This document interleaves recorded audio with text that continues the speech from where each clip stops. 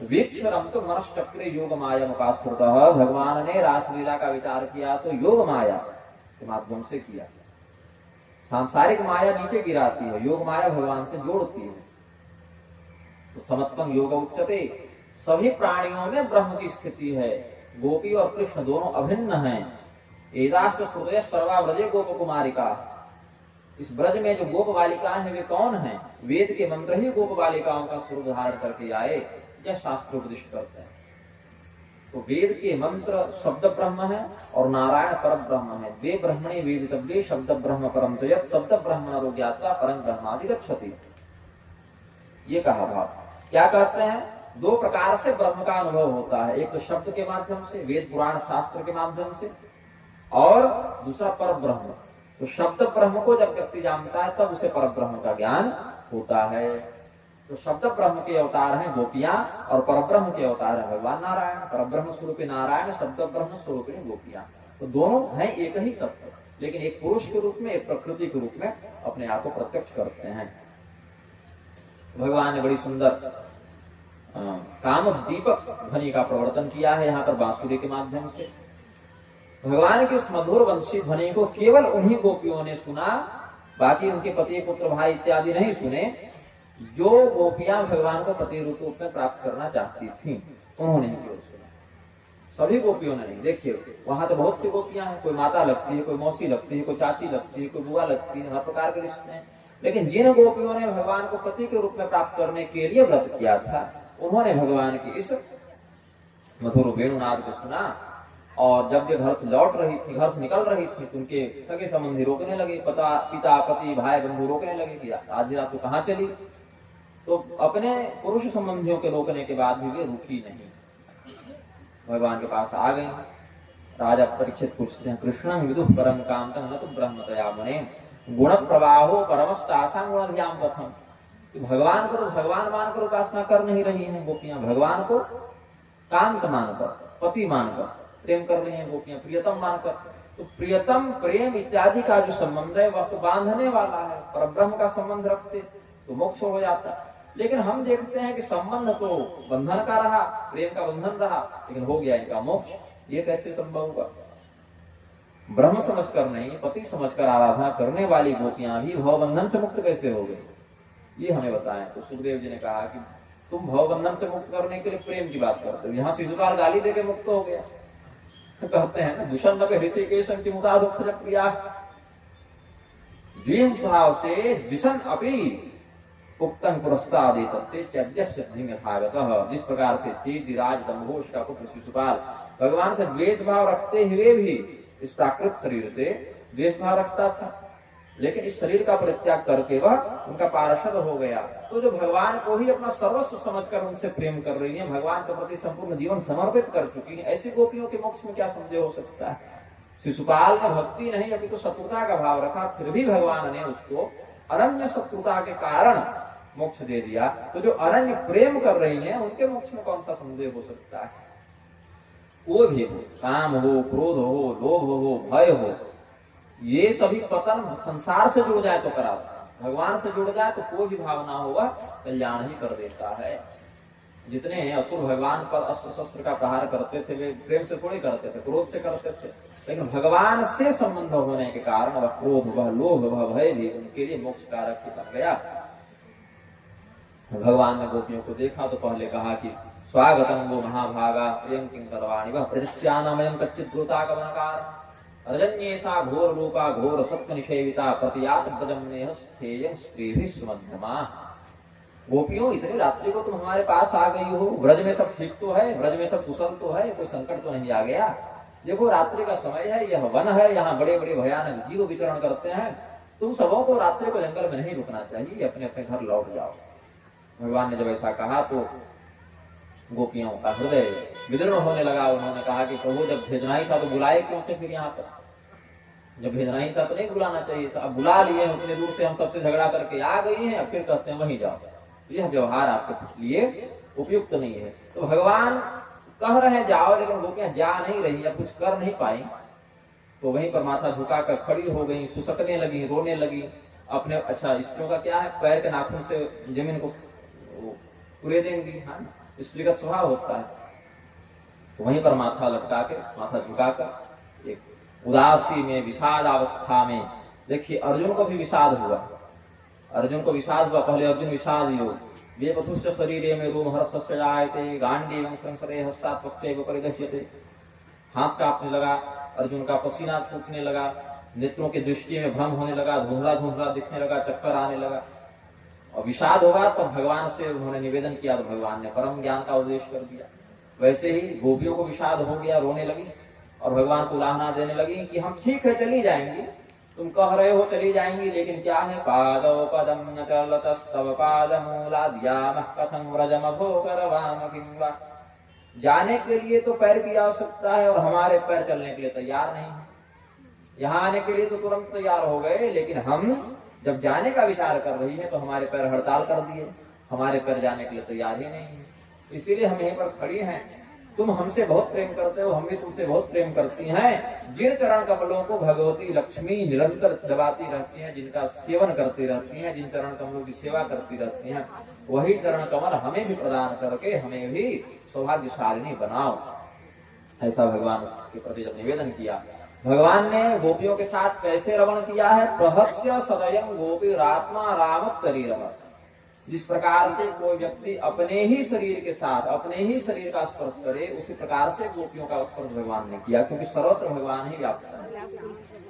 तो जिस प्रकार का संबंध हमने बताया था, दूध और उसकी सफेदी का जो संबंध है, दूध से उसकी सफेदी शुभ्रता अलग नहीं है, कस्तूरी से उसका सुगंध भिन्न नहीं है, सूर्य से उसका प्रकाश भिन्न नहीं है, बर्फ से उसकी शीतलता भिन्न नहीं है, अग्नि से उसकी दाहिका शक्ति भिन्न नहीं है।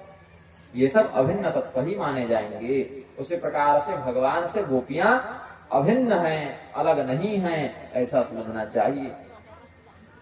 जिस प्रकार से हम अपने सामने 10 प्रकार के ऐनक रख लें और 10 प्रकार के ऐनक में हमारे जो प्रतिबिंब बने उन्हीं से हम क्रीड़ा करें, उसी प्रकार से भगवान के समक्ष जितनी गोपियां थी उनको भगवान का प्रतिबिंब भी जानना चाहिए।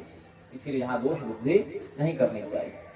आत्मा राम शरीरम, हम जैसे शयन करते हैं, सो जाते हैं, तो सोई हुई अवस्था में हम भी एक सृष्टि कर लेते हैं, एक संसार का निर्माण कर लेते हैं। हम अपने सपने में घर देखते हैं, उस घर में कुछ लोग रहते हैं, उसी में कुछ हमारे मित्र बन जाते हैं, उसी में कुछ हमारे शत्रु बन जाते हैं, उसी में हम सुखी भी हो जाते हैं, उसी में हम दुखी भी हो जाते हैं। लेकिन वास्तविक जगत पर इसका कोई प्रभाव नहीं पड़ता। हमारे सपने में चाहे भूकंप आ जाए, सुनामी आ जाए, हमारा तकिया तक नहीं भीग सकता, चाहे सपने में कुछ उठापटक हो जाए। तो उसी प्रकार से जैसे स्वप्न में हम स्वयं के साथ ही ये सब क्रीड़ा करते हैं, लेकिन स्वप्न में हम, हमारा घर, हमारे मित्र, हमारे शत्रु हमसे अलग अलग दिखते हैं, लेकिन वस्तुतः देखें तो उन शत्रु, मित्र, घर इत्यादि के रूप में हम ही तो प्रतिभाषित हो रहे हैं, भिन्न तो नहीं। उसी प्रकार से बाहर से देखने पर भगवान और गोपियों में अंतर दिख सकता है, लेकिन जो तत्व को जानते हैं वे समझते हैं कि उनके रूप में भी भगवान ही प्रतिष्ठित हैं। अब भगवान जब उनके साथ क्रीड़ा करने लगे अलग अलग विधि से, तो गोपियों को जरा गर्व हो गया कि हम कितनी सौभाग्यवती हैं। आत्मानं मेदित स्त्रीणाम मानन्यो बिल्कम भुवि, संसार में जितनी स्त्रियां हैं उनसे हमारा सौभाग्य बहुत बढ़कर है। ये उनको अहंकार हो गया। तो अहंकार फिर भगवान से दूर कर देता है। चाहे आपको भगवान सामने खड़े मिल जाए, अहंकार हो गया तो भगवान वहीं से गायब। भगवान ने देखा कि हमारी जो प्रियतमाएं हैं उनको बहुत अहंकार हो गया है अपने सौभाग्य का, और अहंकार पतन का कारण बनता है। समर्पण के स्थान पर अहंकार हो जाए तो नीचे गिरा देता है। भगवान वहीं पर प्रशमाय प्रसादाय तत्रैवांतरधीयत, उनके अहंकार को दूर करने के लिए और उनके सत्य की वृद्धि करके प्रसन्न करने के निमित्त भगवान वहीं पर अंतर्धान हो गए। भगवान के अंतर्धान होने पर जैसे किसी झुंड में बहुत से हथनियां हों जो एक गजराज पर आश्रित हों और वह गजराज कहीं चला जाए तो ये अनाज के समान अनुभव करने लगती हैं, वैसे भगवान की विरह की ज्वाला में गोपियों का हृदय जब व्याकुल हो गया तो अभी तक भगवान ने जितनी लीलाएं की थी वे सभी लीलाएं गोपियां नाटक के, जैसे रामलीला, रासलीला हम लोग अभिनय के रूप में करते हैं बहुत से लोग, उसी प्रकार से भगवान की उन लीलाओं का कीर्तन करने लगी नाटक के माध्यम से, लीलाओं के माध्यम से। गत्यानुराग स्मित विभ्रमेक्षित मनोरमालाप विहार विभ्रमय आक्षिप्त चित्ता प्रमदारमापते स्ताता विचेष्टा जगृहुष्कदात्मिका। भगवान ने जैसे जैसे लीलाएं की थी, जैसे पूतना के संहार की लीला की थी तो एक गोपी पूतना बन गई, कृष्ण बन गए। भगवान ने गोवर्धन धारण की लीला की थी तो बड़ी सी ओढ़नी को ऊपर करके हाथ उठाकर कहा कि सभी गोप मेरे हम गोवर्धन के नीचे आ जाए। अघासुर का भगवान ने वध किया, भगवान ने बकासुर का उद्धार किया, धेनुकासुर का, तो जितने भी राक्षसों का भगवान ने वध किया, जितने भी लीलाएं भगवान ने की, यमलार्जुन इत्यादि का उद्धार किया, उनको लीला के माध्यम से, अभिनय के माध्यम से गोपियां अपनाने लगी। अब लीला करते करते थक गई तो बोले कहाँ पर खोजे इनको। वृंदावन में जितने भी लता पत्र आदि थे उनसे भगवान का पता पूछने लगी। एवं कृष्णं पृच्छमाना वृंदावन लतास्तरुण विचक्षत वनोद्देश्य पदानि परमात्मा। भगवान के चरण चिन्ह एक स्थान पर उन्हें दिखाई पड़े तो आगे बढ़ने लगे। बोले आगे नहीं बढ़ रहे हैं ये चरण चिन्ह, अकेले नहीं गए हैं, इनके साथ कोई और भी है। भगवती राधिका जी का संकेत यहाँ पर सुखदेव जी ने किया। राधिका भगवती का बहुत खुलकर नाम सुखदेव जी ने नहीं लिया है, क्योंकि आचार्यों ने कहा इसका रहस्य ग्रंथों में, श्री राधा नाम मात्रेण मूर्छा सारमाशिकी भवे अतनुच्चारत स्पष्टं परीक्षित मुनि। भगवती राधिका जी ने सुखदेव जी को कृष्ण मंत्र प्रदान किया था, राधा मंत्र प्रदान किया था, भगवान की प्रपत्ति का उपदेश किया था। इसीलिए राधा भगवती से और नंद नंदन रूप श्री सुख भगवान में से सुखदेव जी के अंदर भगवान कृष्ण का भी एक अंश विद्यमान था। तो प्रेमातिरेक से, स्नेहातिरेक से अप्रवृत्त चित्त हो जाने के कारण परम वीतराग सुखदेव जी जो परमहंस हैं, वे भी राधा ऐसे एक बार कहते थे और 6 महीने के लिए समाधि में चले जाते थे। इतना स्नेह, इतना प्रेम, इतना भाव, इतनी भक्ति उनके हृदय में जग जाती थी। और अगर सुखदेव जी ही एक बार राधा बोल गए और 6 महीने के लिए सो गए तो परीक्षित तो 7वें दिन निपट जाएंगे, तो इनका उद्धार कैसे होगा।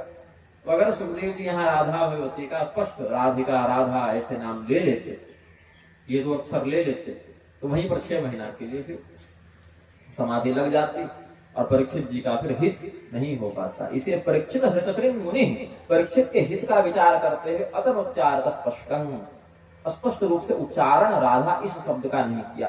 कोई गोपी इस प्रकार से, कोई गोपी, कोई गोपनायिका ऐसे करते हुए संकेत कर दिया।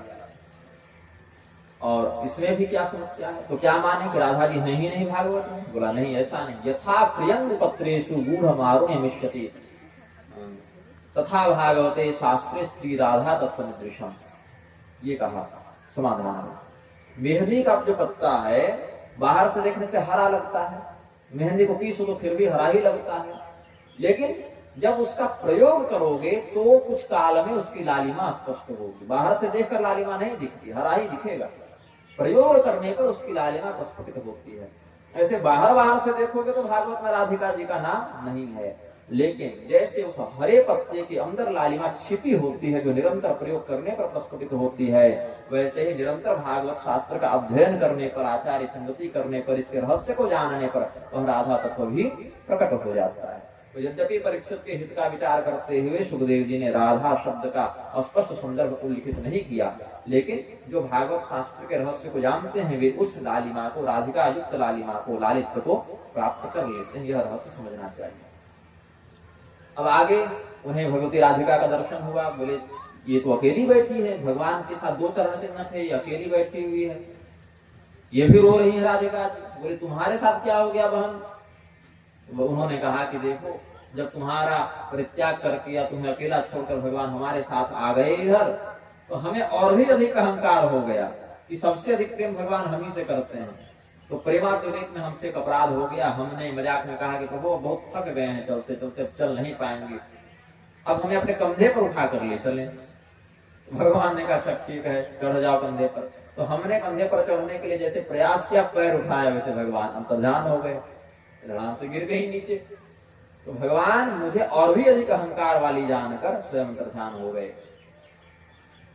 तो अब देखिए, भगवान गोपियों को वहां अकेला छोड़कर राधिका जी के साथ आ गए थे, और भगवान राधिका जी से अलग नहीं हो सकते, भगवान छोड़कर जा नहीं सकते। तो भगवान के वियोग में जो गोपियां तड़प रही हैं, उन गोपियों का उद्धार कैसे हो, यह राधिका जी ने चिंतन किया। तो भगवान हमको छोड़कर उधर जाएंगे नहीं, और वो भगवान को अपने से ढूंढ नहीं पाएंगे, तो हम कुछ ऐसा प्रबंध करें कि गोपियों को हमारे माध्यम से भगवान की प्राप्ति हो जाए। तो राधिका जी ने मान का प्रदर्शन किया, मान लीला की, एक अभिमान का उन्होंने नाटक किया, और भगवान जब उनको छोड़ गए तब राधिका जी के नेतृत्व में गोपियों ने भगवान का गान करना, जो गोपिका गीत है, 1-2 श्लोक। जयति तेधिकं जन्मना व्रज श्रयत इंदिराशस्वदत्र हि दयित दृश्यतां दीक्षुतावकास्त्वयि धृतासवस्त्वां विचिन्वते। जितने वैकुंठ इत्यादि लोक हैं उनमें भगवान की स्थिति है, इसीलिए वे श्रेष्ठ बताए गए हैं। लेकिन आज हे प्रियतम, हम समझती हैं कि वैकुंठ इत्यादि लोकों से भी अधिक श्रेष्ठ, अधिक महिमावान यह ब्रज हो गया है, क्योंकि भगवती लक्ष्मी ने भी वैकुंठ का परित्याग कर दिया तुम्हारे जाने के बाद। गोपियां भगवान के रहस्य को जान रही हैं, तभी तो कह रही हैं। वे तो भगवान को जानती थी, ये अंदर से कौन है, एक शब्द ब्रह्म है, एक पर ब्रह्म है, इसलिए जान रही है। सामान्य स्त्रियां रहती, सामान्य ये लड़का लड़की रहते तो ये रहस्य कोई नहीं जानता। लेकिन कहती क्या है, दयित दृश्यताम दीक्षुतावकाश वही धृता समस्ताम विचिन्वते। जिन गोपियों ने तुम्हारे चरण कमलों में अपना सर्वस्व समर्पित कर दिया है, वे तुम्हें न देख पाने के कारण कष्ट पा रही हैं, तुम्हें खोज रही हैं।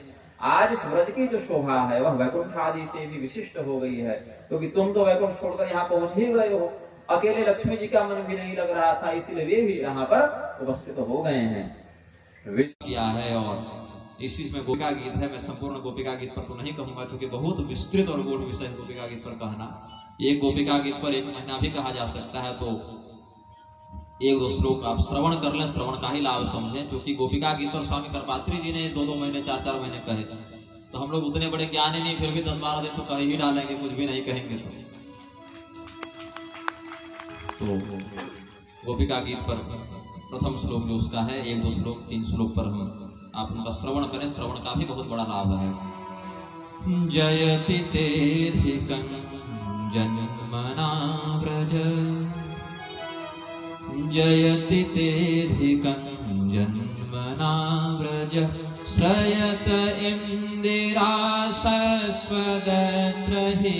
ये रास पंचाध्यायी है, इसको भागवत का हृदय कहते हैं। एक दीपक भगवान के में तो जला देंगे आप।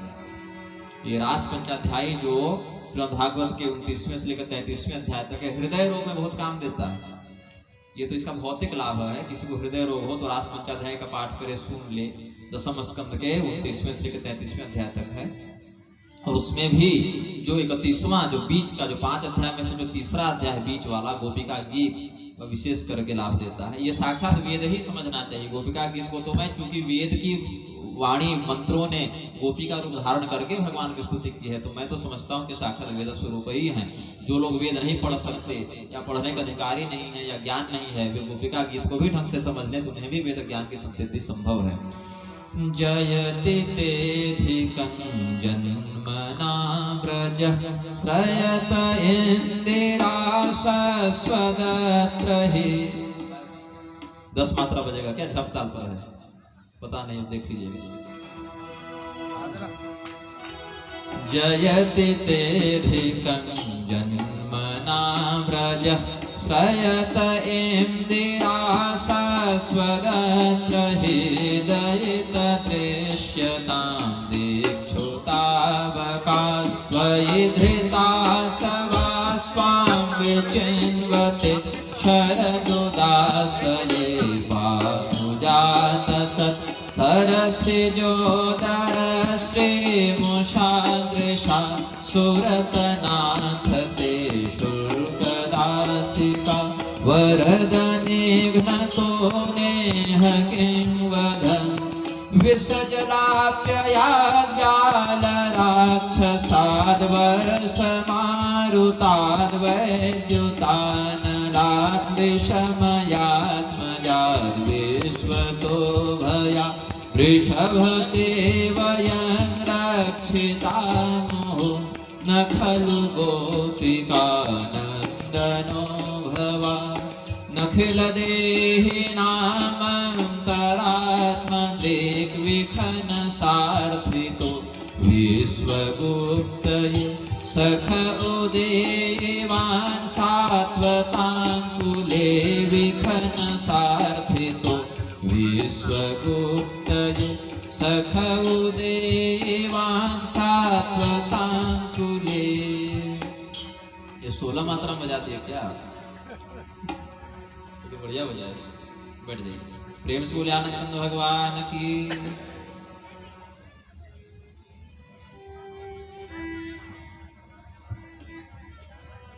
अब गोपियों की अवस्था, भगवान की अवस्था लगभग 7 वर्ष के आसपास की है। उतना ही है, कितना रास के समय ज्यादा थे। गोवर्धन धारण के बाद सीधे रास को ही तो आए, उसके बाद जो भी है बहुत अल्पवयस्क हैं। अब 7-8 वर्ष की बच्चियों ने क्या कहा है और 7-8 वर्ष के बच्चे ने क्या सुना है। अगर भौतिक दृष्टि से जो लोग रास को विकृत समझते हैं या अमर्यादित समझते हैं, सभ्य समझते हैं, तो वहां पर रास को एक उपाधि दी गई, अवरुद्ध सौरतः। सामान्य स्त्री पुरुष के संसर्ग से दोनों में काम का वर्धन होता है, लेकिन यहाँ पर कामदेव ने जब इस दृश्य को देखा तो उसके चित्त में काम का प्रादुर्भाव हुआ है। भगवान या गोपियों के चित्त में काम का प्रादुर्भाव नहीं हुआ है। कामदेव ने जब इस दृश्य को देखा है तब उसके चित्त में काम का प्रादुर्भाव हुआ है। मतलब इसने विपरीत असर किया, विपरीत प्रभाव किया, उल्टा काम किया। सामान्य तौर पर कामदेव के प्रभाव से स्त्री पुरुष के चित्त में काम का असर होता है। यहाँ रास मंडल में ब्रह्म और माया के मध्य जो लीला हुई उसके कारण कामदेव के चित्त में मंथन हुआ है। और भगवान के बाद क्या, अवरुद्ध सौरता। कामदेव ने जब उन पर प्रहार करने का प्रयास किया तो भगवान ने उसको अवरुद्ध कर दिया, उसको नियंत्रित कर दिया और उसका प्रभाव स्वयं कामदेव पर उल्टा हुआ है। तो ये क्या कहती हैं गोपियां, न खलु गोपिका नंदनो भगवान। आप और गोपियों की संतान नहीं है, यशोदा नंदन नहीं है। इसी से सिद्ध होता है कि ये वेद की वाणियां हैं, क्योंकि भगवान तो चलिए असाधारण है, अलौकिक है, वो भगवान ही है, लेकिन गोपियां भी असाधारण ही हैं। क्योंकि 7-8 वर्ष की बच्ची ऐसा थोड़ी कहेगी। नखिल देहिनामंतरात्मदृक्। हम तो समझती हैं कि संपूर्ण देहधारियों के अंतर्गत आप ही स्थित हैं, आप ही विराजमान हैं। तो जो सभी प्राणियों के अंतर्गत स्थित ब्रह्म का दर्शन करे वह साधारण कन्या नहीं हो सकती है। क्योंकि पहले तो भगवान को पहचानना, और पहचानने के बाद प्रेम सब कर सकते हैं। भगवान सुंदर हैं, सुंदर हम भी उनसे प्रेम करेंगे, सुंदर से कोई भी प्रेम करेगा। सुंदरता के कारण भगवान से प्रेम नहीं है ना, केवल बाहरी सुंदरता जो शारीरिक सुंदरता है उसके कारण प्रेम नहीं है, तात्विक प्रेम है। अखिल देहिनाम अंतरात्मदृक्। देह के अंदर की बात है, देह की बात नहीं है। देह के अंदर जो आत्मा है उसकी बात है। सभी शरीरधारियों के हृदय में रहने वाले तुम अंतर्यामी हो। और सभी देहधारियों के हृदय में कौन रहता है? ईश्वरः सर्वभूतानां हृदये अर्जुन तिष्ठति। हे अर्जुन, सभी प्राणियों के हृदय में ईश्वर रहते हैं। ईश्वर कौन है? क्लेश कर्म विपाकाशैर परामृष्टः पुरुष विशेषः ईश्वरः। जो क्लेश और कर्म विपाक से परे हो वह ईश्वर है। एक ही श्लोक पर कितना लंबा कहा जा सकता है, इसीलिए मैं संपूर्ण पर नहीं कहूंगा। एक श्लोक अभी दिख गया सामने तो उस पर कह दिया। चौथे श्लोक को सुन लीजिए। न खलु गोपिका नंदनो भवान। और मैं जब प्रवचन करता हूं तो पहले बैठकर सोचता नहीं कि क्या कहूंगा, जो मुख से निकलता है वो ग्रहण कर लीजिए, क्योंकि ये फिर दूसरी जगह सुनने को शायद ना मिले, क्योंकि कोर्स तो पढ़ा हुआ नहीं है। रटा हुआ विषय रहे तो एक ही बात को एक ही शैली में 10 जगह बोलेंगे, लेकिन मैंने जो कहा उन्होंने 150 मंचों पर प्रवचन किया है, तो मुझे खुद याद नहीं कि क्या किया है, क्योंकि सोच कर या विचार कर नहीं कहा, याद करके रट कर नहीं कहा। जो भाव आया सो कह दिया। अच्युत का भाव यज्ञ पत्नी प्रसंग में आया सो कह दिया। अब यहाँ कुछ भाव बन रहा है उसका श्रवण करें। इससे हम लोगों के ज्ञान की भी वृद्धि होती है, नित्य नवीन भाव की संरचना होती है। अब आपको एक भाव सुनकर आनंद आता है, हम लोग में 150 भाव आएंगे तो हम लोग कितने मजे में रहते होंगे। ये कृपा है भगवान की। अखिल देहिनाम अंतरात्मदृक्, सिर्फ इसी शब्द पर मैं आऊंगा, इसी पंक्ति पर आऊंगा। सभी देहधारियों के अंतरात्मा में आप स्थित हैं। देह के कितने प्रकार हैं? 4 प्रकार हैं। उत्पत्ति भेद से देह के 4 प्रकार हैं, और स्थिति भेद से देह के 3 प्रकार हैं, और संहार भेद से देह के 2 प्रकार हैं। सिर्फ मैं अखिल देहिनाम अंतरात्मदृक् पर बोल रहा हूँ। अब इस बात को शर्मा जी 10 दिन तक खींचेंगे, हमको मन सुधारने बात कहेंगे कि आपके 5 मिनट को मैं 10 दिन खींचूंगा। आप भी सुन लीजिए। सभी देहधारियों के अंतरात्मा में, हृदय में आप स्थित हैं। गोपियों की केवल इस पंक्ति को तत्वदृष्टा कैसे देखिएगा, आपकी दृष्टि और मेरी दृष्टि में क्या अंतर है।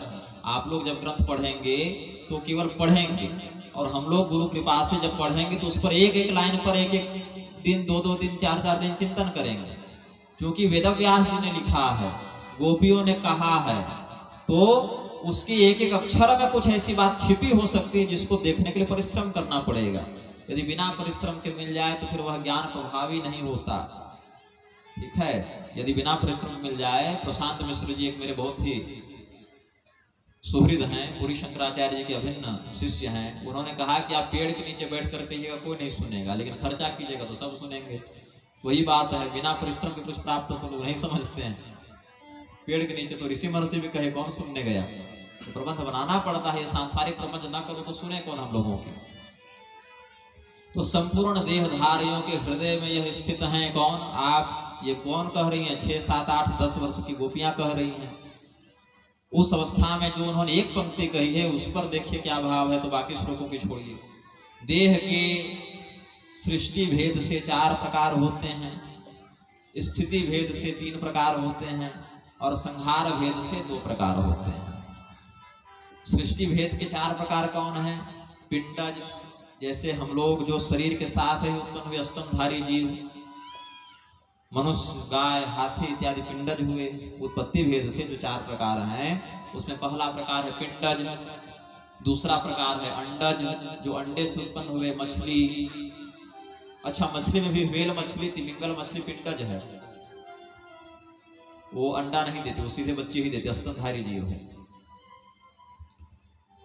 तो अंडज में कौन है? जो अंडे से उत्पन्न हुए, मुर्गी, बत्तख, कछुआ, ये सब जो है सो, छिपकली, सांप, ये सब अंडे से उत्पन्न हुए। तो 2 भेद हो गए। तीसरे हो गए स्वेदज, छोटे छोटे बैक्टीरिया, लीक, चीलहर, ये सब जो ढीला है क्या कहते हैं, सब जो खटमल, ये सब जो हुए उत्पन्न, जू, स्वेदज। और उद्भिज, जो धरती को फोड़कर उत्पन्न हुए, जैसे कि वनस्पति इत्यादि, औषधि इत्यादि, अन्न जो खेती किसानी की है, वो जो धरती को फोड़कर जो उत्पन्न हुए वो। तो सृष्टि भेद से देख के हमने कितने प्रकार बताए? 4 प्रकार बताए। पिंडज, अंडज, स्वेदज और उद्भिज, जो शरीर के साथ ही उत्पन्न हो, अंडे से उत्पन्न हो, पसीने गंदगी से उत्पन्न हो, और धरती को फोड़कर उत्पन्न हो। ये 4 भेद हो गए। इसके बाद क्या है? स्थिति भेद से 3 प्रकार होते हैं, भौतिक शरीर, सूक्ष्म शरीर और कारण शरीर। भौतिक शरीर जो हम सबों को प्राप्त है, सूक्ष्म शरीर वह जो इसके अंदर स्थित है और जिसका आश्रय लेकर स्वर्ग या नरक इत्यादि के सुख और दुख का उपभोग किया जाता है, वह सूक्ष्म शरीर है। और स्वर्ग इत्यादि, नरक इत्यादि लोकों से परे जो योगियों का दिव्य शरीर होता है, जो ब्रह्मलोक इत्यादि में आवागमन करने में सक्षम है, वह कारण शरीर है। भौतिक शरीर को चलाने के लिए 2 ऊर्जा कोश हैं शरीर में, जो दिखते नहीं हैं, केवल ऊर्जा का कोश है, ट्रांसफार्मर होता है, शरीर में भी लगे हुए हैं। इस शरीर को 2 कोश चलाते हैं, प्राणमय कोश और अन्नमय कोश। मतलब इस शरीर को चलाने के लिए आपको अन्न की आवश्यकता है और श्वास की आवश्यकता है। सूक्ष्म शरीर को अन्न और वायु की आवश्यकता नहीं है, वो मनोमय कोश और विज्ञानमय कोश से संचालित होता है। वहां विज्ञान शब्द आया, वो विज्ञान से चलता है और मन की शक्ति से चलता है। उसके लिए अन्न और वायु की आवश्यकता नहीं है, श्वास लेने की आवश्यकता नहीं है, भोजन करने की आवश्यकता नहीं है। और कारण शरीर के लिए विज्ञान से भी परे जो आनंद है, आनंदाध्येव खल्विमानि भूतानि जायन्ते, आनंद से ही संपूर्ण संसार की रचना होती है। आनंदेन जातानि जीवन्ति, आनंद से ही समूह की स्थिति रहती है। प्रत्युषंति च, आनंद से ही समूह का संहार भी हो जाता है। तो आनंदमय कोश जो है, जिसका अनुभव इस भौतिक शरीर से या सूक्ष्म शरीर से संभव नहीं है, वह कारण शरीर को संचालित करता है। तो स्थिति भेद से हमने देह के 3 प्रकार बताए, भौतिक शरीर, सूक्ष्म शरीर और कारण शरीर। और संहार भेद से देह के 2 प्रकार हैं, मरण धर्मा और अविनाशी।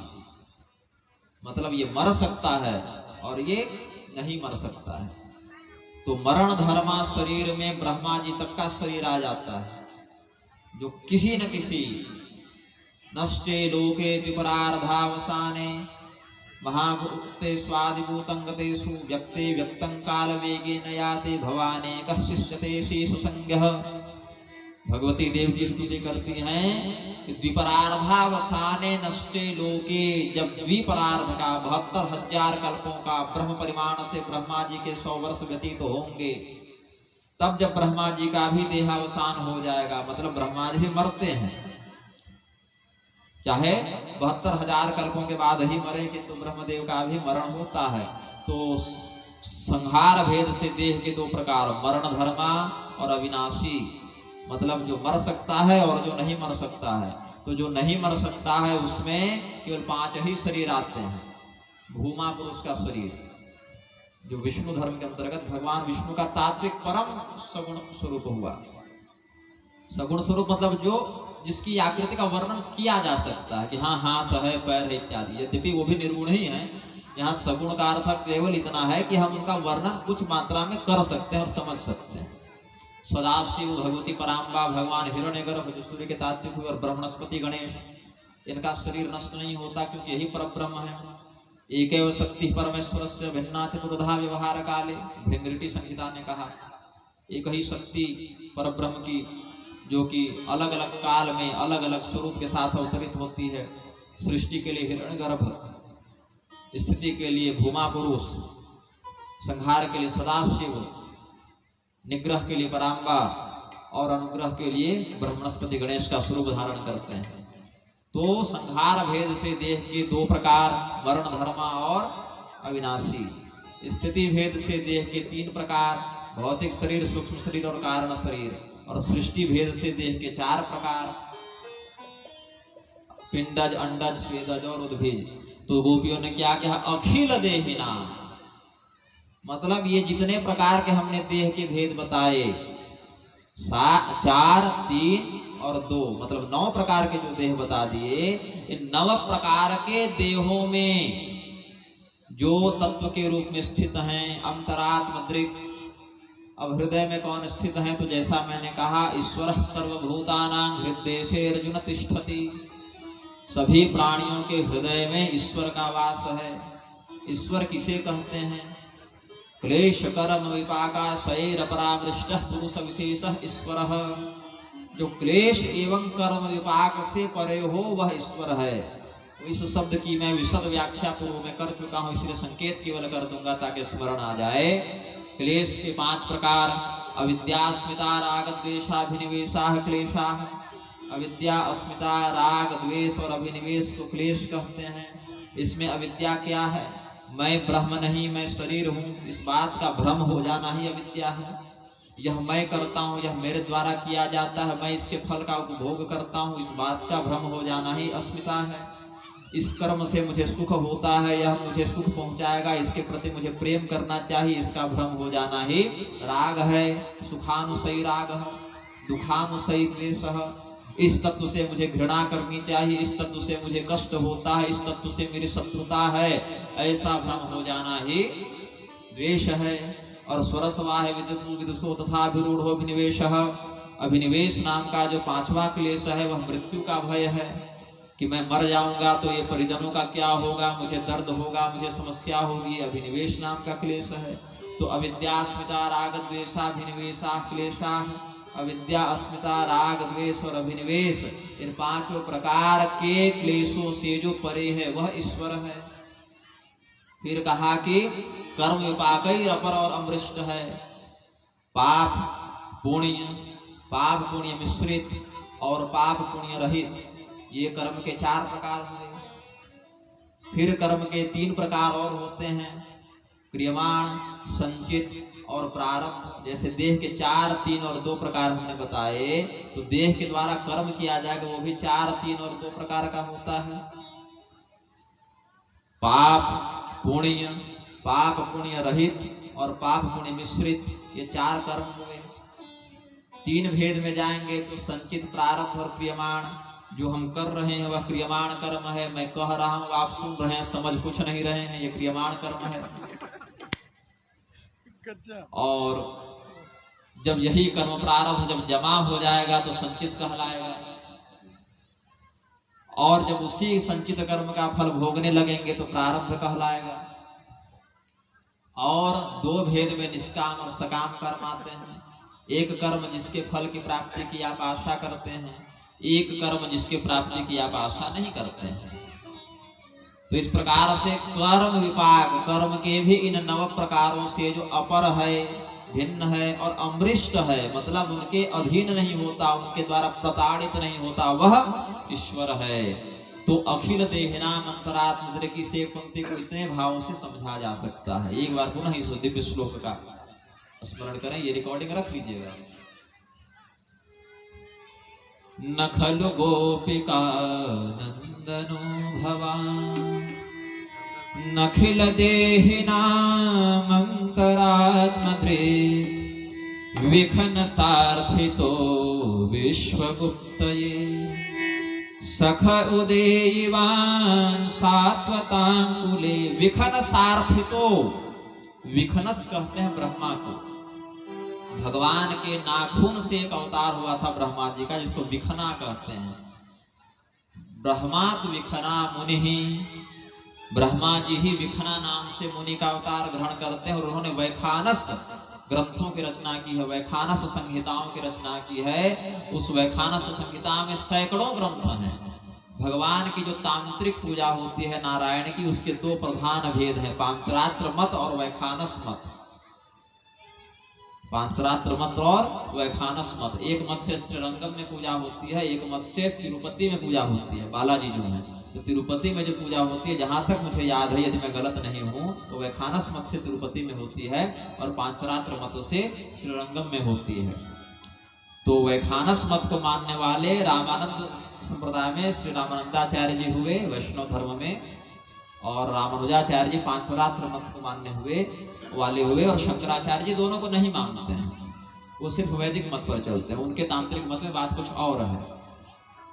तो वैदिक, तांत्रिक और मिश्रित, ये 3 प्रकार के भगवान की पूजा होती है। कुछ केवल वैदिक, कुछ केवल तांत्रिक और कुछ केवल मिश्रित, दोनों मिलाकर। तो शंकराचार्य जी की पूजा वैदिक प्रधान होती है उनके मत में, रामानुजाचार्य जी के मत में और रामानंदाचार्य जी के मत में तांत्रिक पूजा का विशेष महत्व है, और मध्वाचार्य जी और निम्बारकाचार्य जी, वल्लभाचार्य जी इत्यादि के मत में मिश्रित विधान है। और मैं निग्रहाचार्य बैठा हूं, मेरी चाहे जैसे करवा दो, जो आपको उचित लगे, जिसके लिए आप अधिकृत हैं, जो समझ में आए। लेकिन तीव्रेण भक्ति योगेन यजेत पुरुषम परम, तीव्र भक्ति योग का आश्रय लेकर उस परम पुरुष की आराधना करनी चाहिए। तो इन्होंने विखनस शब्द का प्रयोग किया है, मतलब कि विखना मुनि के अवतार से ब्रह्मा जी का जो वैखानस अवतार हुआ, उससे अवगत थी गोपियां। इसका अर्थ केवल वेद की श्रुतियां नहीं, तांत्रिक मत भी घुसा हुआ है इसमें। केवल वेद की श्रुतियों की बात नहीं, तांत्रिक मत भी घुसा हुआ है। और विश्व गुप्त, आपके अवतार का उद्देश्य विश्व की रक्षा करना है। तो महारास पर अगर प्रवचन किया जाए तो कोई नृत्य या कोई अश्लील क्रिया नहीं थी, उसको समझना भी कठिन है और समझाना भी कठिन है। तो केवल एक श्लोक पर जब इतने भाव उत्पन्न हो सकते हैं, 1-2 पंक्ति पर, तो 5-5 अध्याय पर, सैकड़ों श्लोकों पर कितने भाव व्यक्त होंगे। इसीलिए कहा कि गुरु के मुख से श्रवण करे। अपने से कोई किताब खरीद कर पढ़ ले, सीरियल इत्यादि में रास का प्रसंग देख ले तो भ्रमित हो सकता है। एक एक अक्षर पर, एक एक शब्द पर चिंतन करे। चिंतन न समझ में आए तो गुरु से पूछ ले, और दोनों से समझ में न आए तो प्रतीक्षा करे अपने प्रौढ़ होने की, अपने समझ को विकसित करने की प्रतीक्षा करे। भगवान जब कृपा करते हैं तो स्वयं इन रहस्यों को हृदय में प्रकाशित कर देते हैं। वो पढ़ना नहीं पड़ता, वो स्वयं भगवान अंदर में, ज्ञान सबके अंदर है। लेकिन जैसे गर्भ ढका हुआ रहता है जेर से, दर्पण ढका हुआ रहता है, यथोल वेणामृतो गर्भस् तथा तेने दमावृतं, ज्ञान ढका हुआ रहता है। जैसे दर्प, हम आपको ज्ञान दे नहीं रहे हैं, ज्ञान आपके पास है, उस ऐनक पर जमे धूल को केवल साफ कर रहे हैं। जो पहले से आपके पास है, बस उसके बाहर के धूल के, गंदगी के भी 3 प्रकार होते हैं, मल, विक्षेप और आवरण। बहुत प्रकार है, श्रोता वक्ता के भी कई प्रकार होते हैं, लेकिन यहाँ पर मल कहते हैं जो सामान्य गंदगी लग गई, लोटे में गंदगी लग गई, उसको आपने धो दिया, तो शिष्य स्वयं इसका समाधान करता है। यदि आपके मन में कोई जिज्ञासा हो गई और स्वयं आपने पढ़कर या सोचकर उसका उचित समाधान कर लिया, तो समझना चाहिए वह जो आपके अंदर अज्ञान था वह मल संज्ञक अज्ञान था, मतलब बर्तन में गंदगी लगी, धो दिया, वो साफ हो गई। यह शिष्य स्वयं करता है। इससे भी जो कठिन, जटिल, गूढ़ अज्ञान है उसको कहते हैं, उसको विक्षेप कहते हैं, मतलब मिलावट हो गई है। जैसे चावल से एक एक कंकड़ को चुनना पड़ता है, उसी प्रकार से गुरु के माध्यम से, उसके मार्गदर्शन से एक एक अज्ञान को चुन चुन कर निकालना पड़ता है, एक एक शंका का चुन चुन कर समाधान करना पड़ता है। तो यह विक्षेप नाम का दूसरा अज्ञान हुआ, भगवान की प्राप्ति में दूसरा बाधक हुआ। तो मल नामक अज्ञान का नाश शिष्य स्वयं करता है या कर सकता है। विक्षेप का नाश गुरु की कृपा से, गुरु के माध्यम से होता है। और आवरण का नाश दोनों के हाथ में नहीं, वह इष्ट के हाथ में होता है। आवरण जो है, आवृतं ज्ञानमेतेन, जो ज्ञान का जो के ऊपर जो अज्ञान का आवरण लगा हुआ है, वह केवल परमात्मा की अहेतुकी कृपा से ही दूर हो सकता है। तो यद्यपि जिस व्यक्ति पर गुरु की कृपा होती है उस पर परमात्मा भी कृपा कर देते हैं, किंतु कई बार शिष्य की योग्यता के अभाव में गुरु की कृपा का उतना लाभ उसे प्राप्त उस समय नहीं हो पाता, तो भगवान भी कृपा करने में कुछ विलंब करते हैं। तो शिष्य जब तक परिपक्व न हो जाए, योग्य न हो जाए, तब तक गुरु की कृपा भी पूरा असर नहीं करती है। जैसे आपके पास 1 करोड़ रुपये पड़े हों, लेकिन बच्चे की उम्र 5 वर्ष की हो, तो उन 1 करोड़ रुपयों का वो क्या करेगा? समर्थ है सब करने में, लेकिन क्या करेगा, क्योंकि उतनी समझ नहीं है।